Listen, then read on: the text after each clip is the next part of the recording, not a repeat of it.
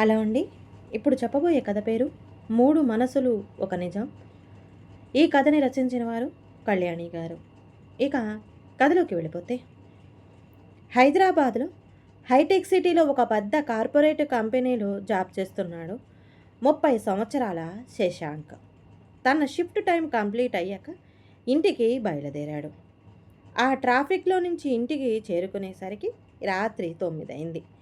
ఇంట్లోకి వెళ్ళేసరికి అతని తల్లిదండ్రులు హాల్లో అతని కోసం వెయిట్ చేస్తున్నారు.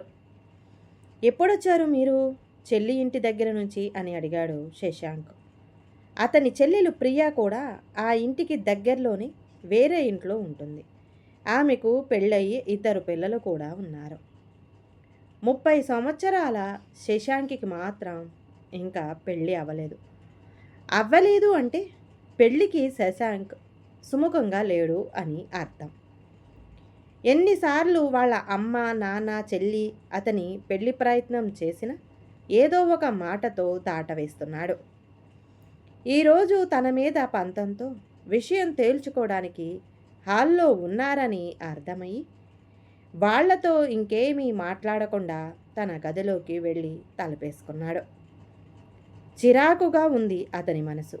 వెంటనే వాష్రూమ్లోకి వెళ్ళి షవర్ ఆన్ చేశాడు.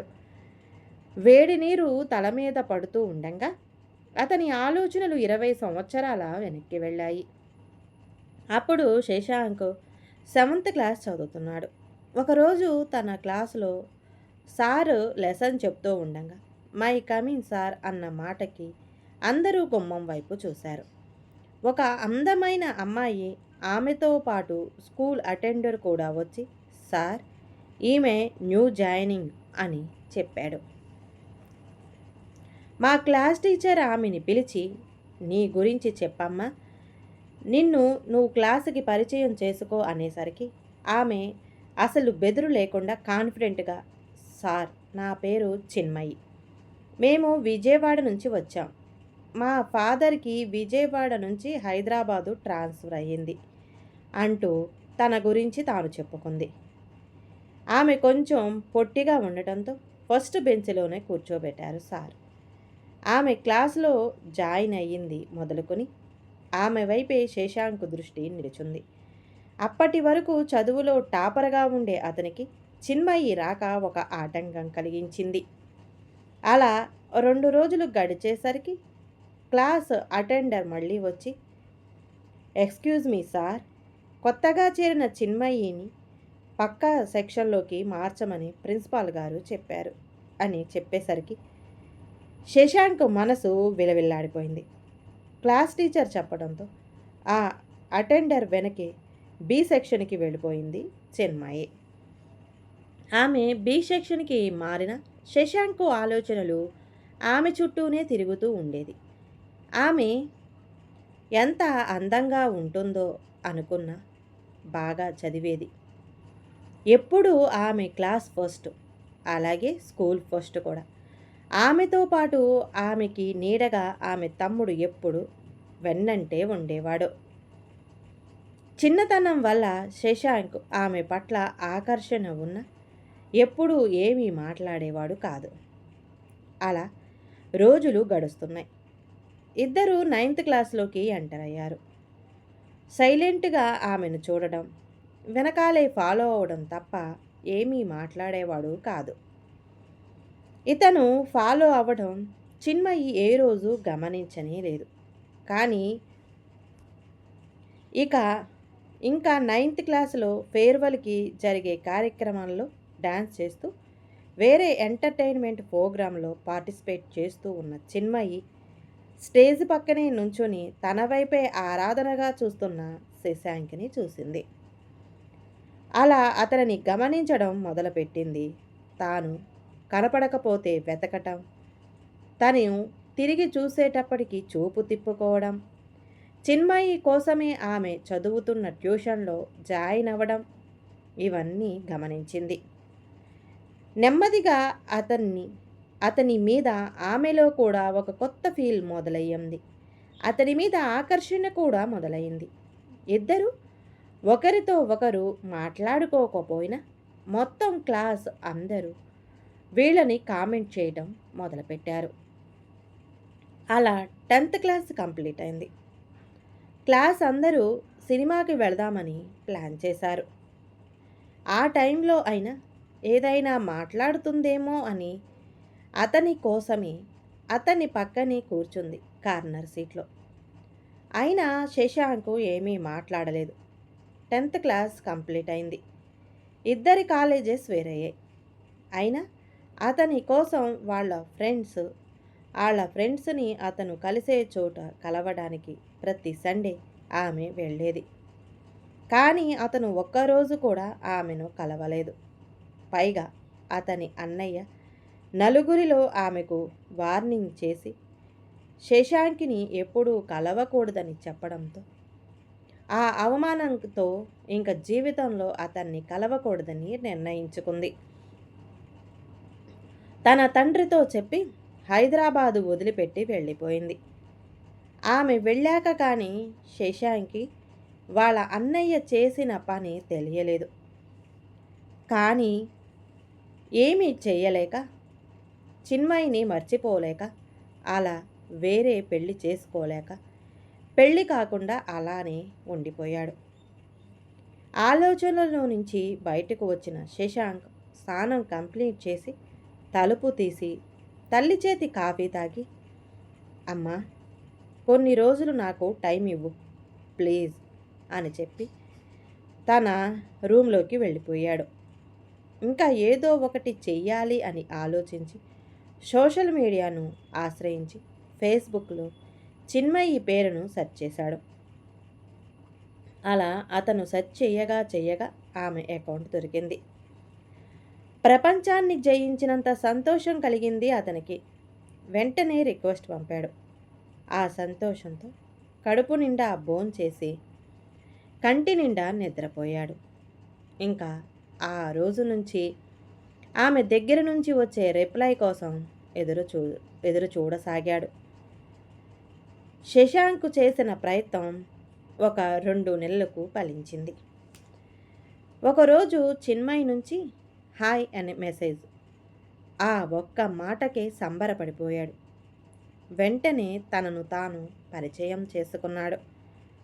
ఇంట్రడక్షన్స్ అవసరం లేదు, నువ్వు ఎవరో నాకు తెలుసు అంటూ చాటింగ్ మొదలుపెట్టింది ఆమె. అలా వాళ్ళిద్దరి మధ్య మొదలైన సంభాషణ ఇంకా ప్రవాహంలా మారింది. అలా 2-3 నెలలు గడిచాయి. సడన్గా ఆమెకు వివాహం జరిగిందేమో అన్న డౌట్ వచ్చింది శశాంక్కి. వెంటనే చిన్మయి, నువ్వంటే నాకు చాలా ఇష్టం, నిన్ను చిన్నప్పటి నుంచి ప్రేమిస్తున్నాను, ప్లీజ్ నా ప్రేమను యాక్సెప్ట్ చేయి అని మెసేజ్ పెట్టాడు. ఆ మెసేజ్కి చాలా రోజులు రిప్లై ఇవ్వలేదు ఆమె. ఆమె ప్రవర్తనతో ఆమె మనసులో తాను లేనని ఫీల్ అయి చాలా బాధపడసాగాడు. దేని మీద కాన్సన్ట్రేషన్ లేక, జాబులో టాస్కులు కూడా చేయలేక సతమతమవుతున్నాడు. సడన్గా ఆమె నుంచి మెసేజ్, శశాంక్ నేను నిన్ను కలవాలి అనుకుంటున్నాను, నేను కూడా హైదరాబాదులోనే ఉన్నాను, ఇది మా ఇంటి అడ్రస్, ఈవినింగ్ నువ్వు వస్తావని ఎదురు చూస్తూ ఉంటాను అని ఆమె తన అడ్రస్ని కూడా మెసేజ్ చేసింది. సంతోషంతో గంతులు వేసుకుంటూ ఆఫీసులో పర్మిషన్ పెట్టి నీట్గా ముస్తాబై ఆమె చెప్పిన అడ్రస్కి వెళ్ళి తలుపు కొట్టాడు. ఒక పెద్దావిడ తలుపు తీసి, ఎవరు కావాలి బాబు అని అడిగింది. నా పేరు శశాంక్ అండి, చిన్మయి కోసం వచ్చాను అన్నాడు. ఆశ్చర్యంతో కళ్ళు పెద్దవి చేసి చూసింది ఆవిడ. చిన్మయి కోసమా?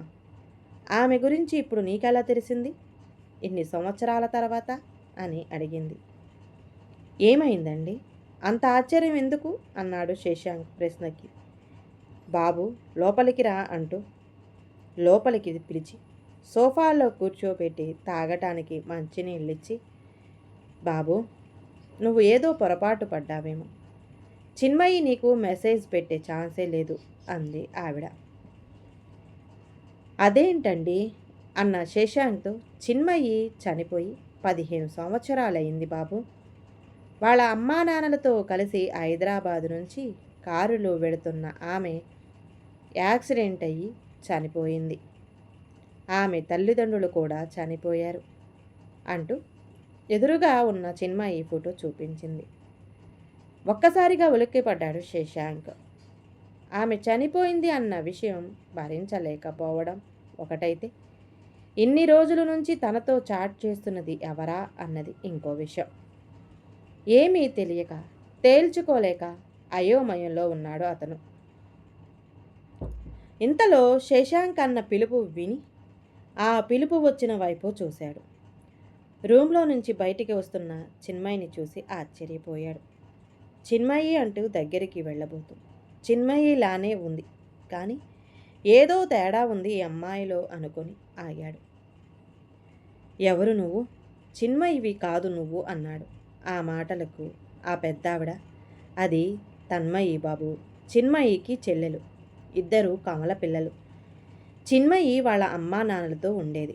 తన్మయి నీ వాళ్ళ పెద్దనాన్న పెంచుకున్నాడు, అందుకని చాలామందికి వీళ్ళు కమల పిల్లలు అని తెలియదు అని చెప్పింది ఆవిడ. నేనెవరో నీకు తెలుసా అన్నాడు శశాంక్.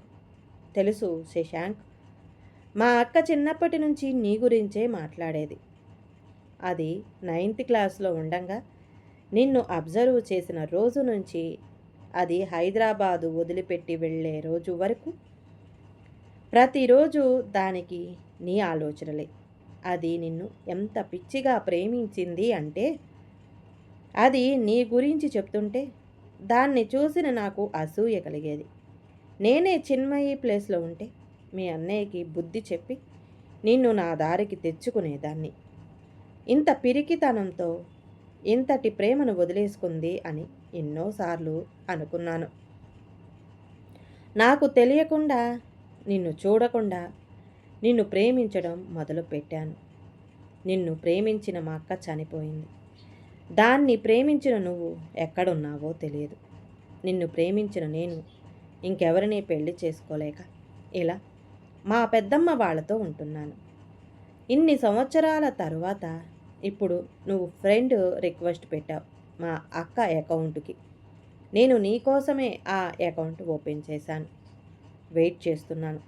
నువ్వు రిక్వెస్ట్ పెట్టినప్పుడు నేను పొందిన సంతోషం అంతా ఇంతా కాదు. ఎన్ని సంవత్సరాల బాధ వెలితి ఈ కొన్ని రోజుల్లో నీతో చాటింగ్లో తీరుతుంది. నువ్వు ప్రపోజ్ చేసినప్పుడు మా అక్కలా నీకు ఓకే చెప్పొచ్చు, కానీ అలా చెప్పలేక నిజం చెప్పాలని నిన్ను ఇంటికి రమ్మన్నాను అని చెప్పి తలదించుకుంది తన్మయి. కొద్దిసేపు అక్కడే బొమ్మలా ఉన్నాడు శశాంక్. నెమ్మదిగా అక్కడి నుంచి కదిలి తన ఇంటి దారి పట్టాడు. చిన్మయి ప్రేమించిన శశాంక్, శశాంక్ని ప్రేమించిన తన్మయి మౌనంగా రోధించసాగాడు. వాళ్ళిద్దరి మధ్య చాటింగ్కి తెరపడిపోయింది. ఈ కథ తెలిసిన శశాంక్ పేరెంట్స్ శశాంక్ తన్మయిని చేసుకుంటే బాగుండును అని అనుకోసాగారు. తాను చూసి ఫీల్ అయ్యి ప్రేమించిన అమ్మాయి చిన్మయి. తనని చూడకుండా మౌనంగా తన మీద ప్రేమ పెంచుకుంది తన్మయి. కానీ చిన్మయిను మర్చిపోలేకపోతున్నాడు శశాంక్. శశాంక్ కోసం, అతని పంపే మెసేజ్ కోసం ఎదురు చూడసాగింది తన్మయి. కొన్ని రోజులకైనా వాళ్ళిద్దరూ కలిసి జీవిస్తే బాగుంటుందని ఆశిస్తున్నాను. చూద్దాం ఏం జరుగుతుందో. మీరేమనుకుంటున్నారు? ఈ కథ కనుక నచ్చితే ప్లీజ్ అండి లైక్ చేయండి. అలాగే ఛానల్ని సబ్స్క్రైబ్ చేసుకోవటం మాత్రం మర్చిపోమాకండి. మీ విలువైన అభిప్రాయాన్ని కామెంట్ బాక్స్లో కామెంట్ చేయండి. అందరికీ ధన్యవాదాలండి.